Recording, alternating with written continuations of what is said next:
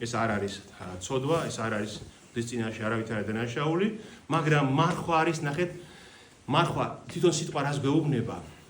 აი დაფარვა ჩემი სულის ცოდვისაგან. დამარხვა ხო ამას ნიშნავს? აი განძირო გაქვს რამე რომ დამარხავ, რას ნიშნავს? რომ მოარიდე, დამალავ, ხო? აი მარხვა ნიშნავს რომ დავმალო ჩემი სული, ჩემი გონება ყველაფერი ცოდვისაგან, რაც ამ ქვეყნიდან მოდის. აი ეს არის თავის შენახვა ცოდვისაგან. ეს არის თავარი მარხვა. ლოცვა არასთავარია, წმინდა წერილს მიუბრუნდით.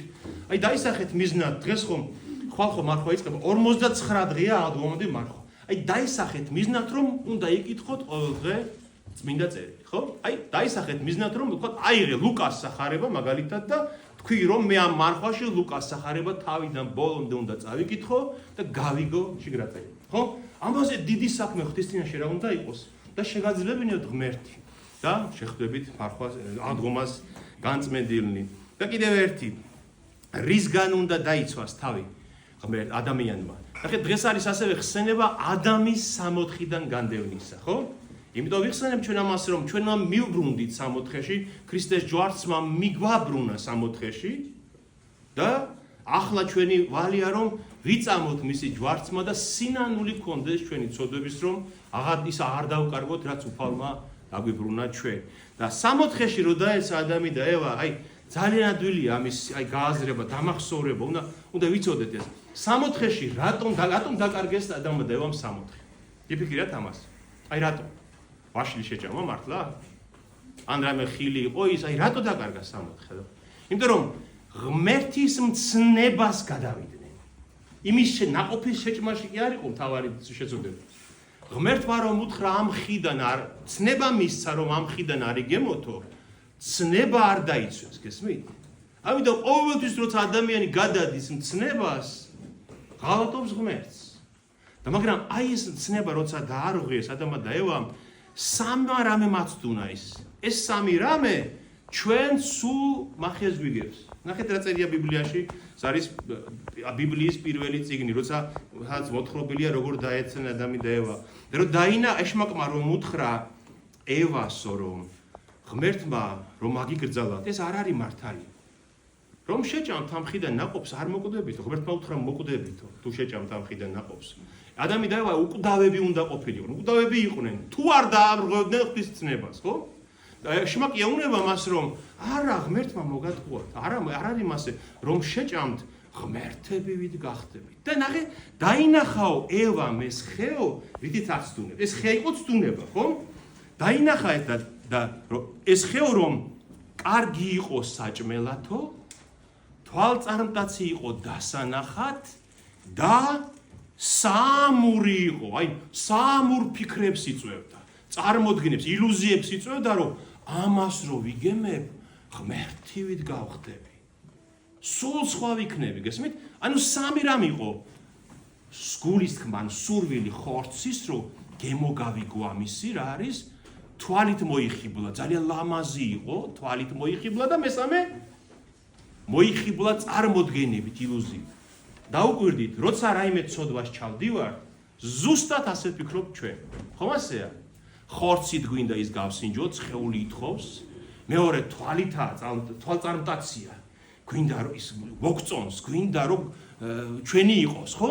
და მესამე, გონია რომ იმას თუ ჩავიდენთ, რაღაცა სხვა იქნება, აი, რაღაცა ისეც გავიგებთ, რომ სხვანაირები შევიქმნებით, ხომ ასეა?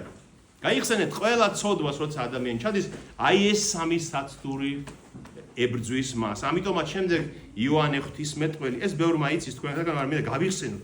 იოანე ღვთისმეტყველი, აი ქრისტეს მოწაფე ამბობს, შვილებო, გახსოვდეთო რომ ყოველთვისო გულის თქმა ხორცის, ანუ სურვილი ხორცის, გულის თქმა თვალის და სიამაყე არსებობის ღმერთისგან კი არ არის, აბა საიდან არის? ამ ეშმაკისგან, ამ ქვეყნისგან.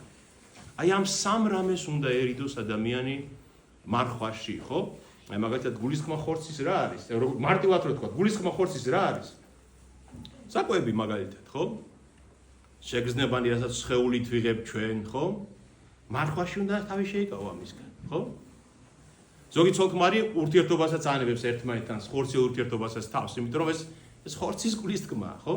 ასევე თვალწამტაცია, მაგალითად დაინახე მაღაზიაში ის ტანსაცმელი რაც ძალიან მოგხიბლა, ხო? მარხვა შეიძლება თქვა რომ არა, მე ამას არ შევიძე, რადგან ეს არის გულის თქმა თვალის.